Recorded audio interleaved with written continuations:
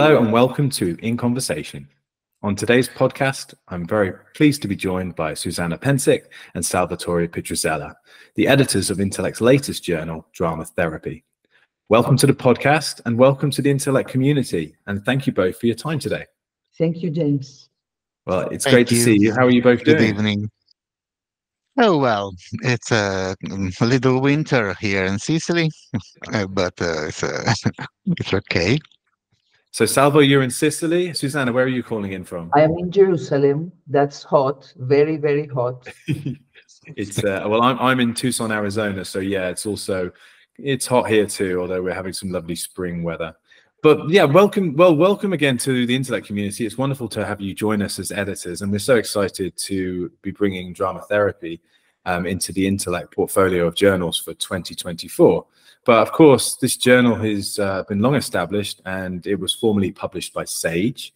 But we're very glad to welcome you to the team.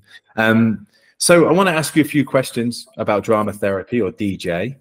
I guess the big news to start with is that not only is Intellect publishing Dramatherapy from 2024, but that the journal will be Diamond Open Access. So the journal is funded by the British Association of Drama Therapists, and it will not be charging any article processing fees or submission fees, and all content can be accessed by the Intellect Discover platform free of charge. So for anyone who's not familiar with Diamond Open Access, what that effectively means is that you can access, read, and share any of the content published in the journal. And you don't need to be affiliated with a university library. You can just access it, although university libraries will be subscribing, as it were, to the open access component of the publication. But also, if you're a prospective author and you want your work to be published in an open access platform, then you can do that through this journal, Dramatherapy, but there will never be any article processing fees attached to the publishing process. So you won't have to pay to publish, nor will anyone have to pay to read the publication. So we want to send a big thank you to our colleagues over at the British Association of Drama Therapists for helping us support this publication and this open access pathway. So big thanks to those guys.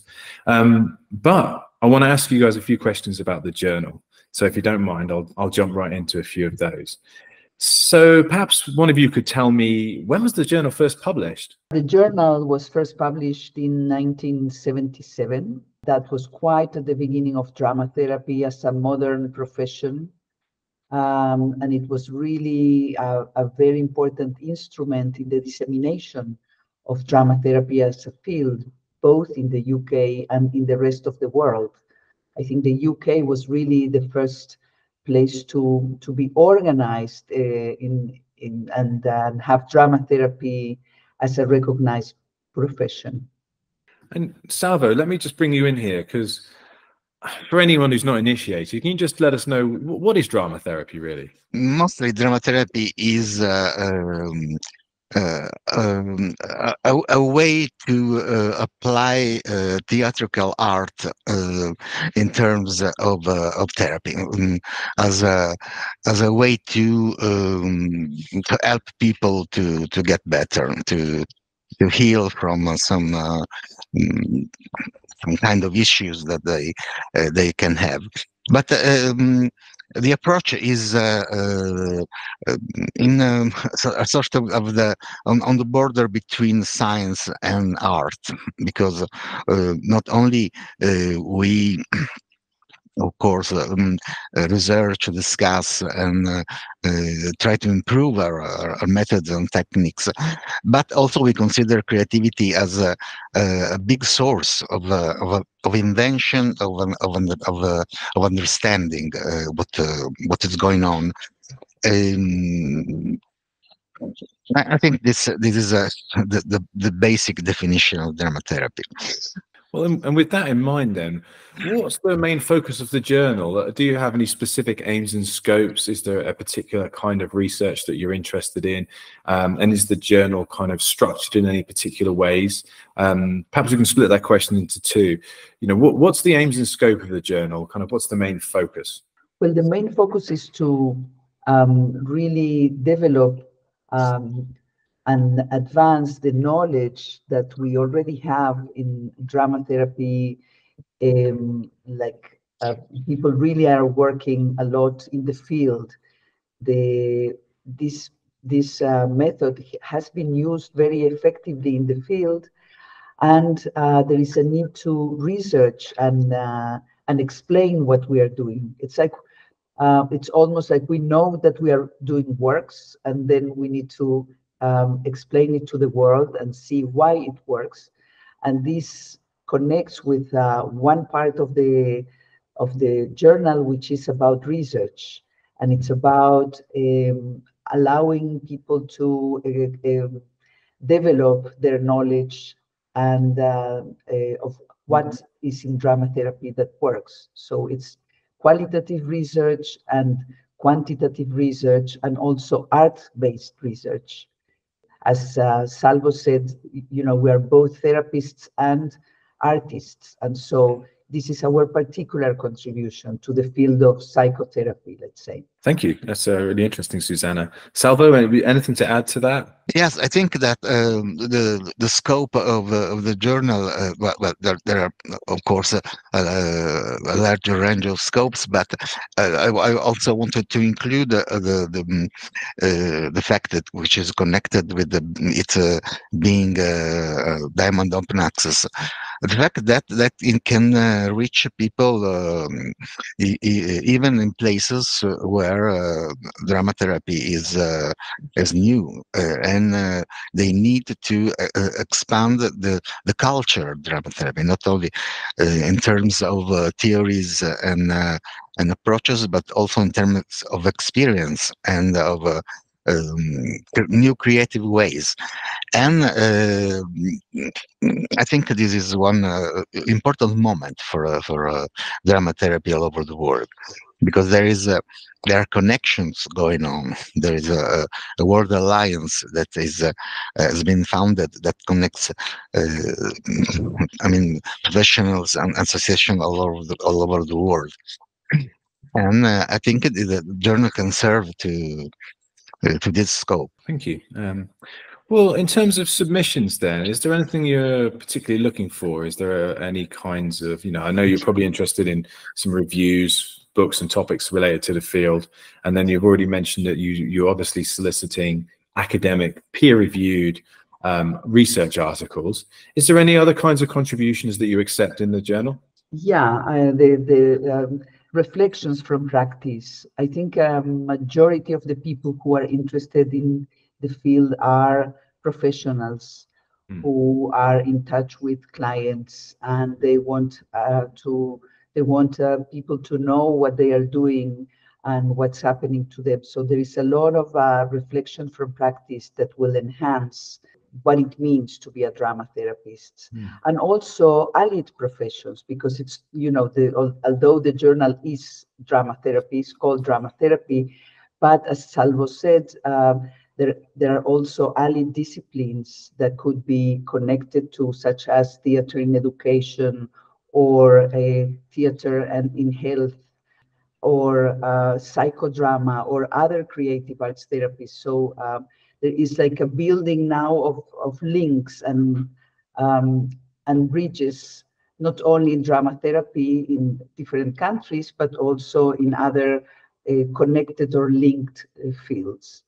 So what we are looking for in terms of the submissions are submissions that are either research or reflections from practice, or creative contributions, which are more about performances that people do, you know, creative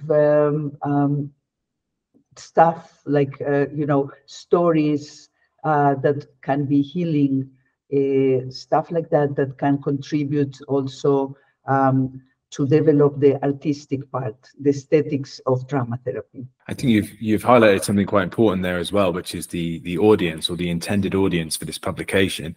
And clearly there's a distinction there, that this is not intended purely for the ivory tower of academia, as it were. It's not just for theoreticians and for people working in isolation. This is very much about practitioners, and this is very much a practice-led publication as well. This thing is important to highlight. So in terms of audience, this journal is designed to attract and interact with people from the drama therapy community, not only people writing about drama therapy and developing theories and things around the topics. It's also about practicing therapists and how they're using this, which I think also leads to another important point, which especially with, bringing on a new journal, we're not only interested in how many citations and how many people are reading it, but whom, in these days, we're very much interested in this notion of real world impact, and this idea that people working in the real world of drama therapy are writing on behalf of the publication, and that this is serving that community by sharing and interacting with it. I think is a really important distinction and something that should be celebrated, because I think you're doing a fantastic job of that.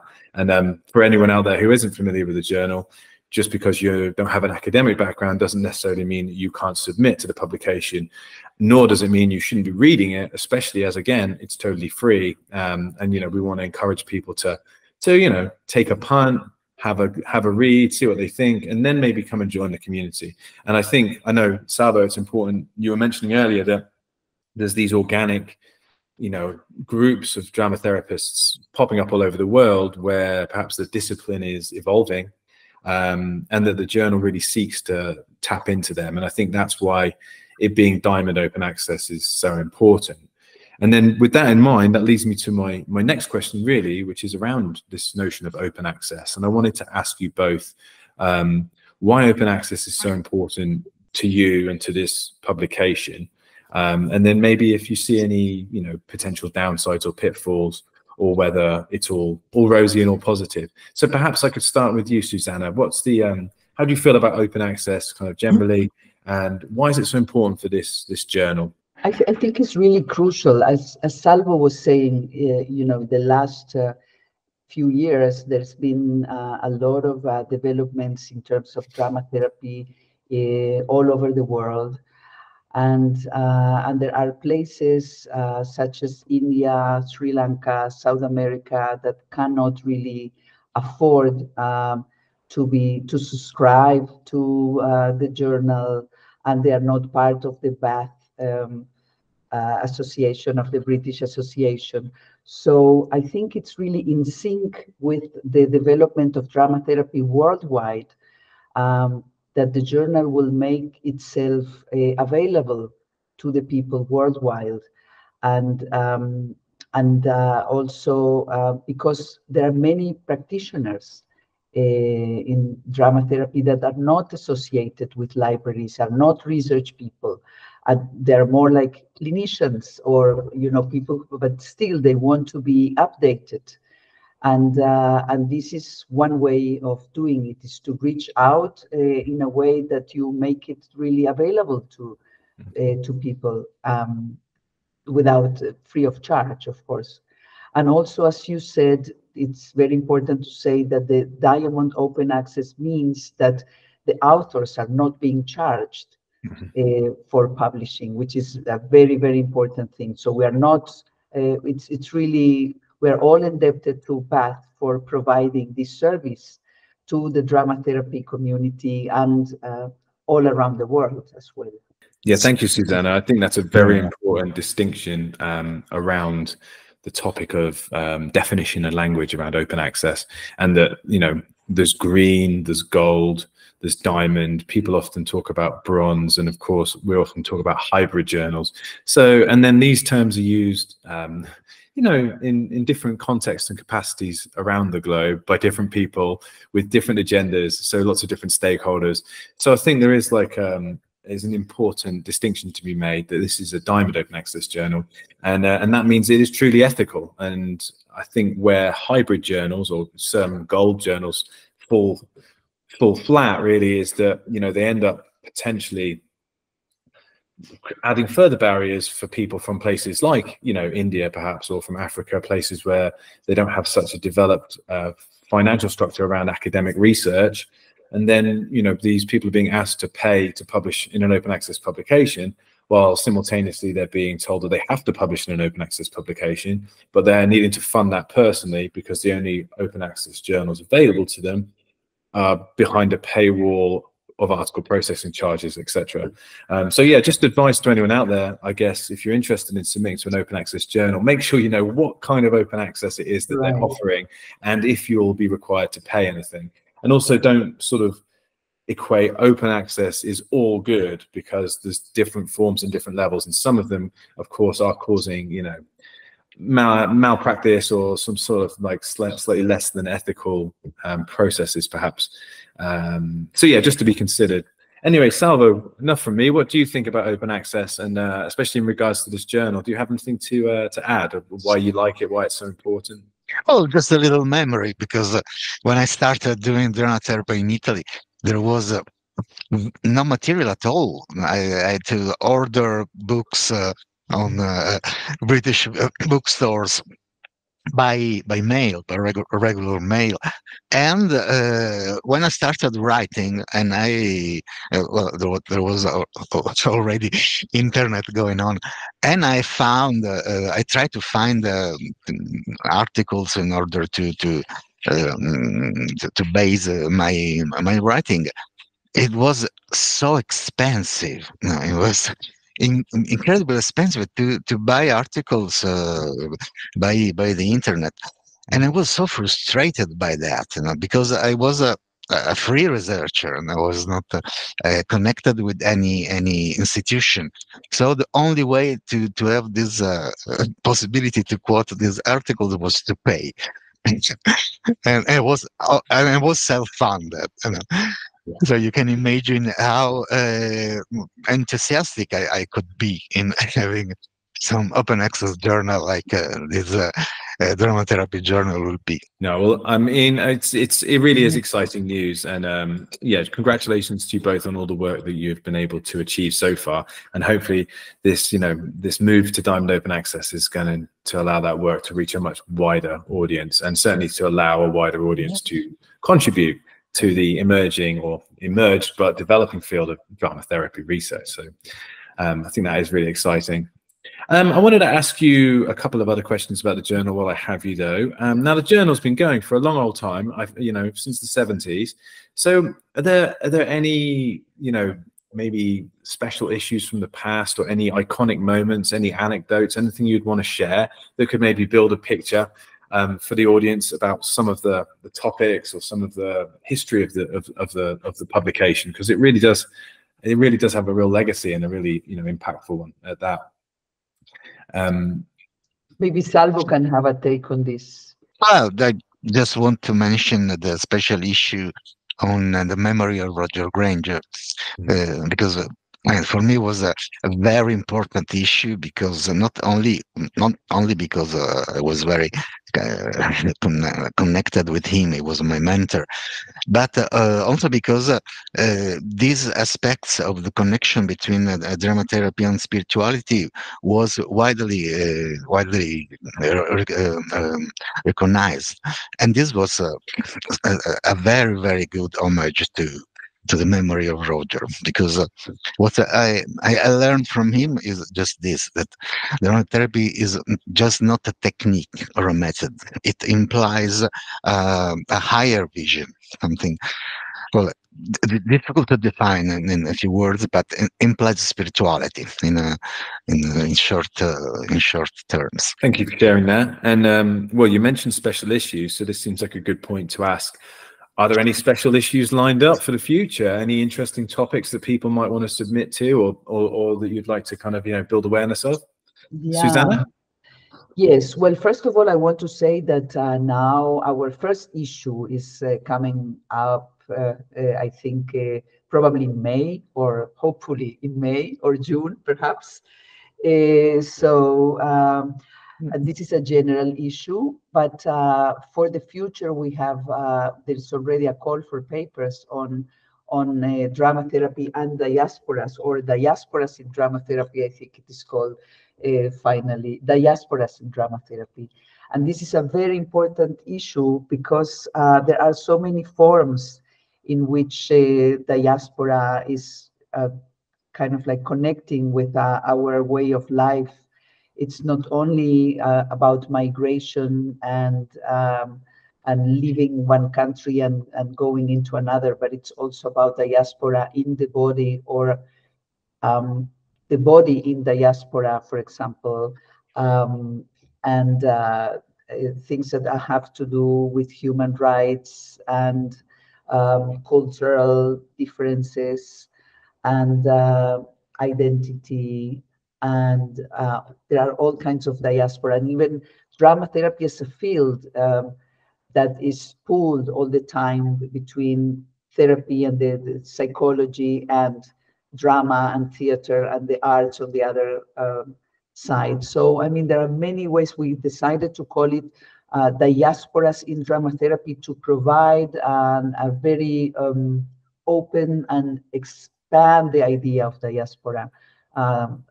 And I think it's an interesting issue, and one that it resonates with so many people in the world that we live now. Yeah, very, very good point. I should just add to that as well that if you're interested in accessing this content, as I say, it will be free, but you kind of need to know where to go, right? So the easiest way to do that is probably to go to www.intellectbooks.com. And from there, you can just search for Dramatherapy or DJ Journal. It'll come up. It's got its own page. You can submit. You can find out loads of information about the editorial team, the editorial boards, notes for contributors, any special themed issues, any call for papers, general or otherwise, that are active will all be there as well.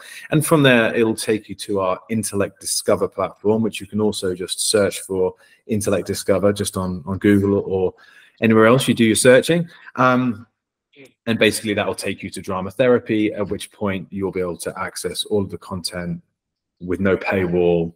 Just click and it'll open up for you. So do take a look at that. You do need to be a registered user of the Intellect Discover platform, but that just means setting up a user account. So no commitments or anything like that, and obviously nothing to pay. So do check that out, especially with that exciting first issue published by Intellect coming out, and then also with the special themed issue coming soon after. So it sounds like diaspora is definitely a topic that is hot within the field of drama therapy. But are there any other key topics or debates that are circulating among the drama therapy community at the moment that perhaps you would like to highlight? Anything kind of interesting or controversial that you would expect the journal will probably be covering in some way, shape, or form over the coming years? Salvo, anything maybe that comes to attention? Well, as I mentioned, the theme of spirituality is one of the things we considered for a further special issue. And next year we will have the European Dramatherapy Conference, and we were planning also to do something about the developments of dramatherapy in Europe, because of course it's a work that begins now, but it would be very interesting to try to compare how the dramatherapy evolved in different ways. What are the differences, what are the commonalities, and so this is for Europe, but I think it would be interesting also to expand this, how dramatherapy is evolving in different countries, the faraway countries I mentioned before, and discussing how they are also connected with their different cultures of their own countries. And this deals with one of the great ideas of the journal, to deal with interculturality, which is a theme that is today is very important. Thank you, Salvo. Susana, anything to add to that? Yeah, well, I just wanted to say, yes, that it's an important moment, 2025, because of the Dramatherapy conference, as Salvo said, the EFD, the European Federation of Dramatherapy, and I think that will be our next special issue. And then afterwards, Dramatherapy and spirituality. And I think we have like we need a lot of years to go because there are like more topics lining up for special issues, and even to consider whether we have like one after another or have a general issue in between. So we are all like trying to do it really very much in touch with the pulse of what's happening with people, and we are trying to see what is the interest, where is the interest going. We are kind of like sitting in the middle of our people and trying to see what needs to be expressed from them. Well, it seems like a very important moment for drama therapy, especially around the journal with, you know, the connections with the British Association. Sounds like groups are developing all over the world, bedding down in Europe, and then of course the conference, and then with the journal going diamond open access. It seems like a really important moment. So is there any advice or guidance perhaps you would give to anyone who's starting out as a scholar or an academic or a practitioner in the world of drama therapy who might be interested in submitting to the journal, for example? Is there any top tips or advice, guidance you might have for, you know, any junior academics or drama therapists trying to get involved? No, not that exactly. But we can say anyway that we are thinking to provide the support for newcomers to writing. So it is a project that maybe Susana can explain better, but the idea is that we can help with a one-to-one tutoring people who wants to start writing and they have no experience on this. Yeah, this will be a collaboration between the research subcommittee of Bath and the research committee of the European Federation of Dramatherapy, and the journal, where we are actually going to go with a few support meetings for people who are starting to try to get them to write a first piece and link it to the journal to be published as reflections from practice, focusing on case studies. So that will be a collaboration that we expect to gather around it new voices of people entering the field and having something to say already, but not knowing yet how to say it, or if if what they have to say is important. So we're just providing the support for developing their ideas, and those who develop with our support to publish them in the journal. So it's a project that is we are now elaborating it, so I can't give you more details on that, but this is the general idea. Thank you both. Well, and thank you very much for your time today. I think the podcast is drawing to a close, but I do have one more question, really. I just wanted to ask, what are you both currently working on? It can be in relation to the journal, or perhaps you've got some other projects on the table as well. So, Salvo, perhaps I can start with you. What are you working on at the moment? Anything exciting? Well, I just finished writing a novel. I'm on the course of editing the last editing, and then sent it to the publisher. And it's a novel about the end of the world. I mean, in a funny way, actually. It's quite ironic and on the side of Kurt Vonnegut or something. Yeah. And this theme, I'm going to develop this theme in the end of the world in a series of workshops of dramatherapy. I already did it with my last students in Lecco last weekend, and I will propose a shorter version in the Jakarta conference in September. Very, very exciting. Okay, well, congratulations on getting that to that stage with the novel. I know that can be a bit of a job in itself. And well, is there any information you can share with our audience where people might expect to find it? I assume this is going to be in Italian. I suppose so. And I'm not sure how could it be translated in another language, because there's a lot of playing with language. Yeah. So it's something quite irksome sometimes in that to translate. Well, one for our Italian speakers to keep their eyes peeled for anyway. And yeah. And Susana, how about yourself? You working Yes, on? I will then add the Spanish-speaking bit here, because I'm helping to organize as the scientific committee of the Latin American Dramatherapy conference that is going to happen in Mendoza, Argentina, in October, actually at the end of September this year. So that's one project that I'm working on.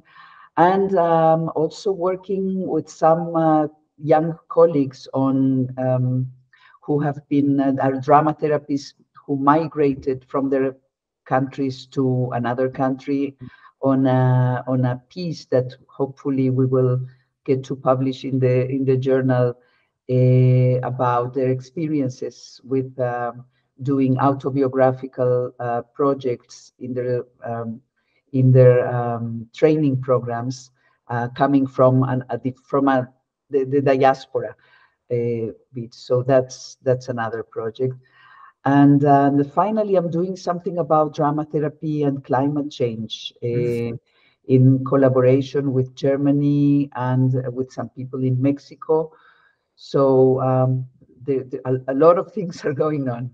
A lot of things are going on. Okay. Yeah. Well, thank you both very much for your time today. It's been wonderful having you as guests on the In Conversation podcast. And we're really, really excited to welcome you to the Intellect community, and really excited by the proposition of putting such an important journal out there, but also being able to make that journal Diamond Open Access as well. So yeah, everybody do go and check it out, Dramatherapy. You can find out more information at www.intellectbooks.com. So do take a look, and of course, download, read, share, and submit potentially as well. So again, without further ado, thank you so much for your time today. It's been wonderful having you on, and until next time. Thank you, James. Thank you, James. Thank you, everybody.